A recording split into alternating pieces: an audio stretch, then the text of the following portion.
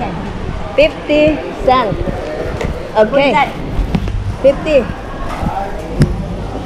Oh. 50 cents. Okay. 今天淮山不走的，啊？淮山只卖一条今天，听无啦？淮山只卖到一条而已。 I think I have 50 cents. Wait. Okay. Is this right? Yes, correct. Okay. Thank you. Okay. I have now my carrot here. Hi. Nakaka-lurky mga Mars. So ayan na, tapos na akong mamalengke ng aking pangpansit. Though naghahanap ako nung nung Nor Cube, yung beef or pork cube, pero wala eh. Tsaka yung shrimp, wala din. So ito na mga Mars, tapos na tayong mamalengke ng ating pangsahog sa ating pansit. Actually, meron tayong manok doon. Nabanggit ko na kanina, di ba? Gulay lang talaga yung binili ko, tsaka yung pinakapang pansit. So, ito na, pabalik na ako. Magluluto si Madam Ingkay. Ay, nakakahingal. Nakakahingal mga Mars. So, yung $37 na dala-dala ko, parang nasa $15 lang yata yung nagastos ko. Wala pa. Ewan ko, basta maliit lang yung nagastos ko. Okay, so ayan o, ang dami mga tindang mga chocolate. Ayan. Ganito dito mga Mars, makulimlim. Laging ganito yung nila, panahon nila, makulimlim. Umaraw man, hindi sobrang tinding init. Kagaya sa Pinas. Pero iba sa Indonesia. Parang Pinas talaga mga Mars. Yung init. Halos katulad sa Pinas. Tsaka yung lugar. So mag-i-elevator tayo mga Mars. Dahil inihingal na ang lola ninyo. May kasabay tayo kaya off ko muna tong camera. So ayan, nakalabas na tayo ng elevator. Eto na, papunta na ako sa unit nila Daddy Les. Sana walang nagluluto para maumpisahan ko na tong aking pansit. Kasi pag kami nagluluto, syempre hindi tayo pwedeng makisabay. Kailangan una-una, kung sino yung nauna sa kusina, siya yung magsasalang. Ito nga pala yung mga nilaban ko, mga Mars. Ayan. Nakasalang pa yung mga puti. So, ito na mga Mars. Luto na yung ating pansit. Ayan, ang sahog niyan ay breast chicken. Or chicken breast. Wala nga lang tayong kalamansi, pero amoy pa lang. Oo nga. Masarap na. O, tikman mo. Tikman mo. Stop mo muna yan. Sige, stop mo muna yan. O, sige, ikaw, tikman mo. Wala pa akong hidahidamos. Matabang, maalat. Masarap. Masarap. We. Nakain na tayo. Masarap. Sige, kain na tayo. So, ayan, tamang-tama lang pala yung binili kong isang balot ng pansit, mga Mars. Ajiba. Di, saan tayo pupunta? Chinatown. Chinatown again. Yes. Ang oras, 6 p.m. no, Di? O, 6:30. 7? Ha? Alas 7 na? 7:20 na. What? Mga Mars, 7:20 na, pero tignan ninyo, maliwanag pa rin. Ganyan dito. Oh. Kaya di ba ang umaga dito medyo madilim pa. Oo, kung sa bagay, pag nagigising ako ng mga bandang 6:45 a.m. sa umaga, madilim pa. So, day off ni Daddy. Day off mo nga ba? Oo, sleep off lang. Bukas may pasok na ulit. Oh, bali umuwi siya kaninang umaga, tapos bukas ng tanghali ulit yung pasok niya. So, ngayon, wala lang, mag-iikot lang kami.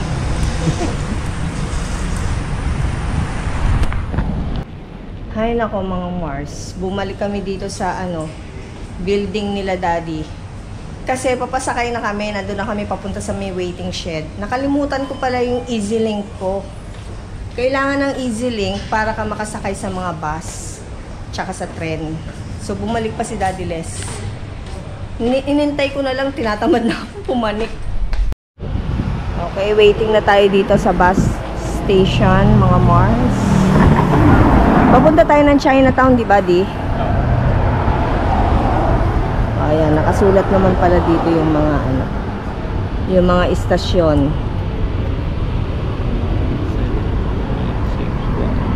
Di sakay tayo sa ganun.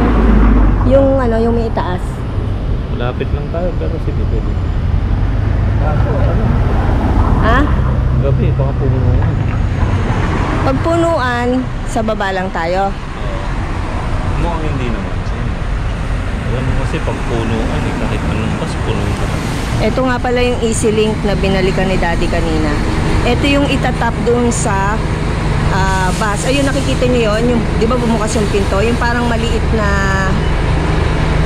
machine ba tawag doon?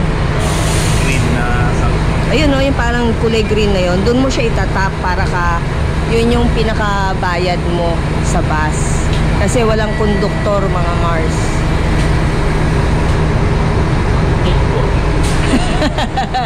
Konduktor. Ayan o, mga taxi. Eh dito, ano, iba ang presyuhan sa mga taxi, no, Di? Mahal, di ba? Hindi kagaya sa Indonesia. Oo, napakamura doon. Mura ang ano, ang pamasahe sa mga taxi. Kaya doon, kada ano namin, taxi na lang eh. Tsaka hindi mo tatagalan maglakad doon. Napakainit. Parang Ano Pilipinas. Nakyan tayo na wala pa sa $1 SG. Wala pa sa $1 SG ang amount, ang presyo ng ano, taxi. Pero parang tinignan mo, parang more than 5 kilometers na. Oh, mura nga ang ano. Kasi mayaman sila sa ano, sa gasolina. Baka. Charot. Mayaman sa gasolina. Saan papunta yung trabaho niyo, Di? Dito? Dito. Dito. Ang tagal naman ng bus. Himala, ang tagal ng bus ngayon, ano, Di? Kita mo ganun timing ng bus. May mga bus stop na may ganun, may screen. Oh. Pinapakita yung incoming. Oo. Kung ano yung mga parating na bus, no? Ito, ano to? Bahay din yan. Parang ospital, no, Di? Parang ospital ang itsura. Baka pa yun. Ito na yung bus, mga Mars, 147.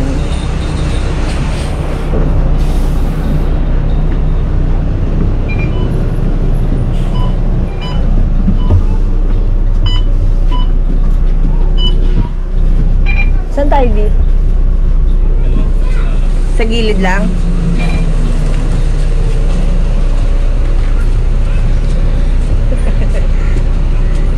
Standing ovation tayo, mga Mars.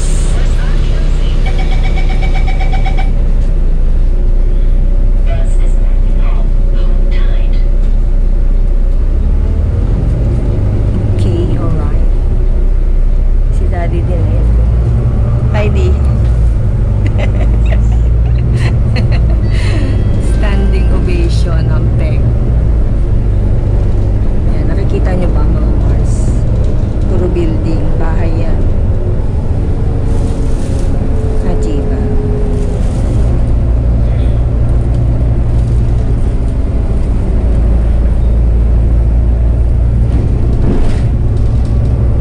So mamaya ulit tayo magpa-vlog pagbaba namin dito sa bus.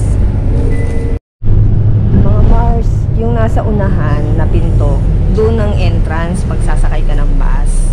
Tapos dito ka mag-exit. Sabi ni Daddy, hindi daw dapat dito dumaan sa gitna kasi doon talaga sa unahan ang mga papasok ng bus. Common sense naman na yun. O syempre sa atin iba. Kahit saan mo gusto lumabas at pumasok, okay lang. Dito hindi.